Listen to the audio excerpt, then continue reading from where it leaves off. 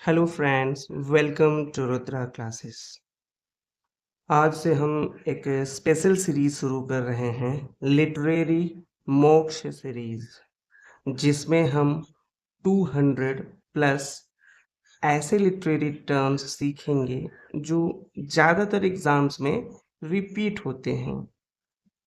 तो आज हम सिर्फ 16 ऐसे लिटरेरी टर्म्स को सीख रहे हैं जो हर TGT PGT KVS NVS, AMRS, LT grade या जीआईसी इस तरह के सभी एग्जाम्स में बार-बार पूछे जाते हैं। ठीक, तो चलिए बिना किसी देरी के हम शुरू करते हैं लिटरेरी मोक्ष के इस लर्निंग जर्नी को। Simile, comparing two things using like or as. ठीक, example, oh my love is like a red rose. ठीक, रॉबर्ट बर्न्स। तो यह एक सिमिली है क्योंकि इसमें स्पीकर अपनी लव को कंपेयर करता है एक रेड रोज से, और इसमें जो ये लाइक वर्ड यूज किया गया है वो कंपैरिजन दिखाने के लिए है। जैसे my love is like a red rose, इसका मतलब है कि स्पीकर की जो फीलिंग है वो बहुत ब्यूटीफुल, फ्रेश और रोमांटिक है, जैसे एक खिला हुआ लाल गुलाब।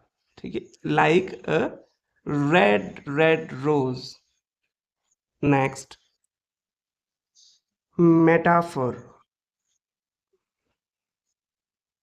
direct comparison between two different things without using like or as. All the world's a stage. ठीक, ये लाइन एक मेटाफर है क्योंकि शेक्सपियर दुनिया को डायरेक्टली एक स्टेज कह रहा है बिना लाइक या एज के यूज किए। All the world's a stage, इसका मतलब है कि पूरी दुनिया एक स्टेज है, रंगमंच है की तरह है, और हम सब एक्टर्स की तरह हैं जो अपना रोल प्ले करते हैं जन्म से लेकर मृत्यु तक, बर्थ टू डेथ।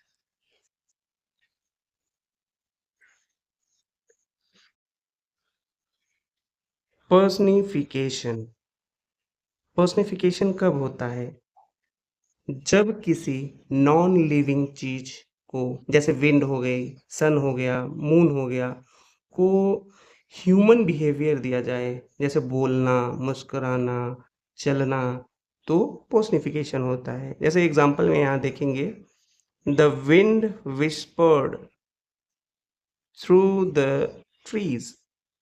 ठीक, यहाँ ये पर्सनिफिकेशन है क्योंकि ये जो विंड है, विंड को इंसानों जैसी क्वालिटी दी गई है। विस्पर्ड, विस्पर्ड, विस्पर्ड यानी फुसफुसाना, एक तरह से धीरे धीरे बोलना।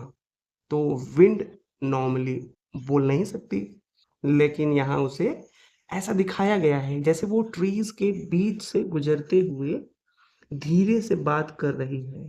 ठीक, नेक्स्ट,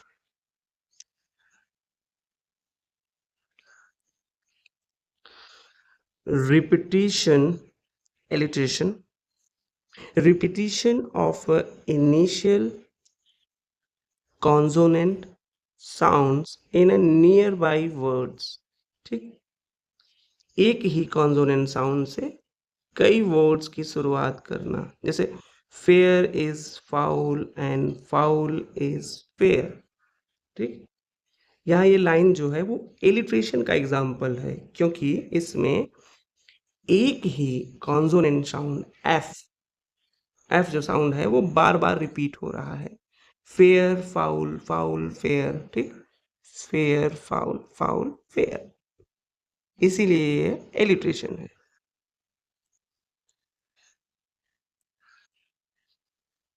हाइपरबोली, हाइपरबोली में क्या होता है, इसमें एग्जजरेट की जाती है कोई चीजें, क्या की जाती है, एग्जजरेट, कोई चीज बढ़ा चढ़ा कर बात की जाती है।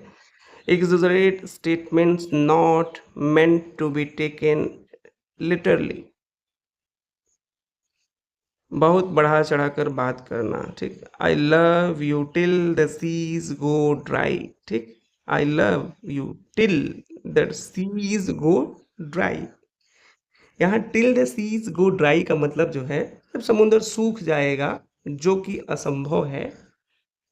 इसमें पोएट जो है अपनी लव की एक इंटेंसिटी को बता रहा है और हमेशा रहने वाली भावना पर जोर दे के बात कर रहा है।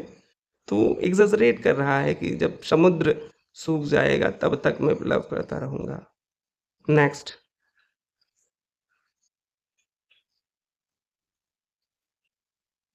ऑक्सीमोरन, ऑक्सीमोरन,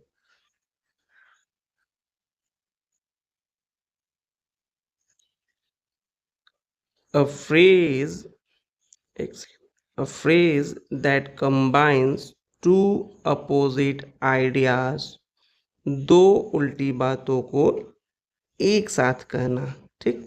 ऑक्सीमोरन में ये रहता है, जैसे स्वीट सारो, ठीक, स्वीट भी है सारो भी है। जैसे हो गया ओपन सीक्रेट, क्या है, ओपन सीक्रेट, ओपन भी है और सीक्रेट भी है। और बिटर स्वीट, कड़वा भी है मीठा भी है। ऐसे अपोजिट चीजें ऑक्सीमोरन में रहती है। Next, paradox. पैराडॉक्स में statement that seems contradictory but holds the truth, ठीक। कॉन्ट्राडिक्टरी स्टेटमेंट होता है लेकिन वो होल्ड क्या करता है, एक ट्रुथ, एक सच्चाई। Child is father of the man, ये लाइन जो है वर्ड्सवर्थ की है। ये लाइन एक पैराडॉक्स है, मतलब ऐसी बात जो पहली बार सुनने में कॉन्ट्राडिक्ट लगती है। कॉन्ट्राडिक्ट लग रही है ना, कोई चाइल्ड कैसे father, the child is father of the man, कोई चाइल्ड कैसे किसी का, किसी आदमी का फादर हो सकता है, ठीक। ये कॉन्ट्राडिक्ट लग रही है ना, टकराने वाली बात। लेकिन अगर आप गहराई से सोचो तो सच में एक मीनिंगफुल होती है बातें। कैसे, जैसे child is father of the man ना, जो क्वालिटीज, हैबिट्स और नेचर इंसान में बचपन में होती है, वही तो उसके करेक्टर को शेप करती है ना। इसीलिए यहाँ चाइल्ड एक तरह से उस आदमी का पिता है, क्योंकि वो उसे बनाता है, क्योंकि जो चाइल्ड है वो इसे बनाता है, तो वो एक तरह से इसका पिता हो गया, ठीक। क्योंकि ये जो बचपन में जो क्वालिटियां ये इसमें रहेगी, वही आगे चल के पनपेगी, ठीक। तो ये हो गया पैराडॉक्स।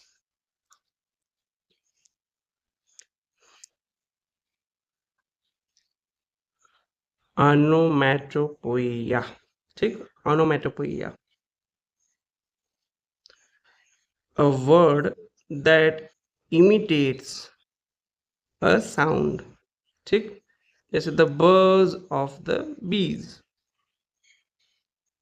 ये एक तरह से ऐसा लिटरेरी डिवाइस है जिसमें साउंड को वैसे ही लिखा जाता है जैसे वो सुनाई देता है। जैसे आप बर्ज पढ़ते हैं ना, या बोलते हैं, तो वैसी ही साउंड आपके कानों में गूंजती है जैसे मधुमक्खियां उड़ रही हैं, बज बज करके, ठीक। Next, irony, saying something but meaning the opposite, ठीक। The marriage counselor filed for divorce, ये जो लाइन है, the marriage counsellor file for the divorce, irony ही तो है। आयरनी कब होती है? जब जो होना चाहिए उसके बिल्कुल उल्टा होता है, या जो हम एक्सपेक्ट करते हैं वही नहीं होता है। ठीक, जैसे ये मैरिज काउंसलर हो गया, मैरिज काउंसलर ना, इसका काम क्या होता है? ये लोगों की शादी बचाता है या कराता है, लेकिन यहाँ वही काउंसलर खुद अपनी शादी तोड़ रहा है ना, फाइल्ड फॉर डाइवोर्स ना। अनएक्सपेक्टेड है कि नहीं? कराने वाला शादी खुद ही तोड़ रहा है।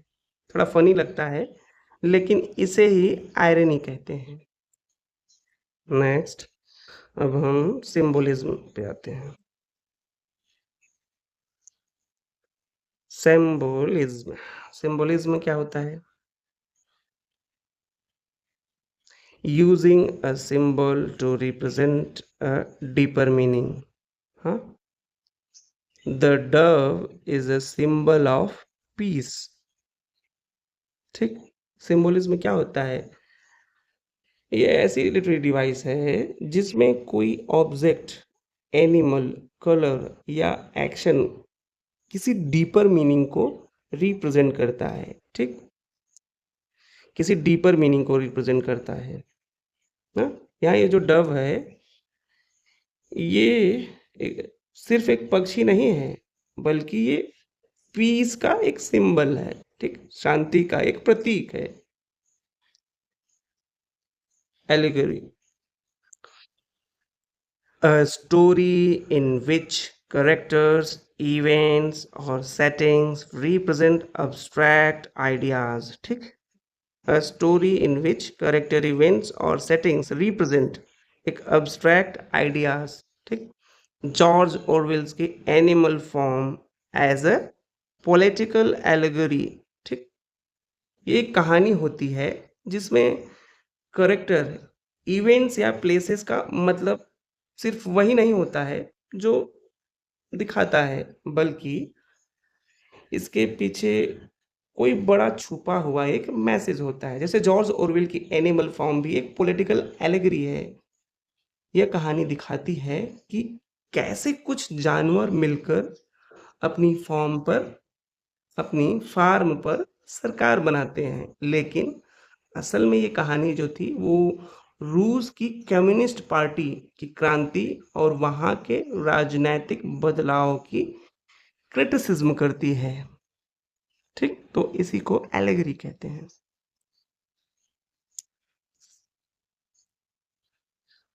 एल्यूजन, a brief reference to a person, event or a place, real or a fictitious। ठीक, he was a real Romeo with the ladies। ठीक, एल्यूजन में क्या होता है? इसमें किसी फेमस पर्सन, प्लेस या इवेंट या एक लिटरेरी वर्क का रेफरेंस या इशारा किया जाता है बिना उसे पूरा एक्सप्लेन किए। जैसे यहाँ रोमियो ये जो है, वो इशारा किया है, शेक्सपियर के एक मशहूर किरदार है ये। रोमियो से ये जो अपनी रोमांटिक लव के लिए जाना जाता है। ठीक, he was a real Romeo with the ladies, मतलब वह लड़कियों के साथ बहुत रोमांटिक या चार्मिंग था। ठीक, next, anaphora, repetition of a word or a phrase at the beginning of a successive clauses ना। एनाफोरा एक लिटरेरी डिवाइस है जिसमें एक ही शब्द या फ्रेज को लगातार कई लाइन्स या सेंटेंसेस की शुरुआत में दोहराया जाता है। इससे जो है बात में एक जोर या प्रभाव बढ़ता है। ठीक, जैसे यहाँ आप देखिए ये चर्चिल जी जो हैं, जो विंस्टन चर्चिल ने बार बार ये कहा, क्या कहा? We shall fight on the beaches, we shall fight on the landing grounds, we shall fight in the fields and in the streets, we shall fight in the hills. ठीक, तो इस repetition से एक पावरफुल और motivational effect आता है, ठीक? यहाँ लोगों में एक यूनिटी और डिटर्मिनेशंस की भावना पैदा होती है और इसे ही क्या हम कहते हैं, एनाफोरा, अपोस्ट्रोफी, ठीक? Apostrophe, addressing someone absent or something non-human as if it were alive, ठीक? एक्सप्लेनेशन, किसी नॉन लिविंग चीज या absent व्यक्ति को जैसे वो सामने है ऐसे संबोधित करना, O death where is the sting, ठीक? इसमें क्या होता है, जैसे कोई शायर या आलोचक हो गया, कोई नॉन लिविंग थिंग्स या कॉन्सेप्ट या एब्सेंट पर्सन से डायरेक्टली बात करता है, जैसे वो सामने ही है उसके, ठीक? यहाँ स्पीकर क्या कर रहा है, ओ डेथ ना, वो डेथ से सीधे बात कर रहा है, O death where is thy sting, हे मृत्यु तेरा डंक कहाँ है, डंक यानी दर्द, ठीक? कहाँ है? डेथ जो है एक अब्स्ट्रैक्ट आइडिया या इमेजिनरी फोर्स है एक तरह से, लेकिन उससे ऐसा पुकारा जा रहा है जैसे कोई इंसान हो, ठीक? ऐसा देखा गया है कि एपॉस्ट्रोफी में नॉर्मली वो ओ से ही शुरुआत होता है उसकी। ये कोई हार्ड एंड फास्ट रूल है नहीं, लेकिन इसको आप अपने दिमाग में रख सकते हैं कि ओ से ही स्टार्ट होता है। नेक्स्ट, एसिनेंस, ठीक? रिपीटिशन ऑफ वोवेल साउंड्स, ठीक? Repetition of vowel sounds with in near by words, आस-पास के शब्दों में वोवेल साउंड्स का रिपीटिशन, हियर द मेलो वेडिंग बेल्स, ठीक?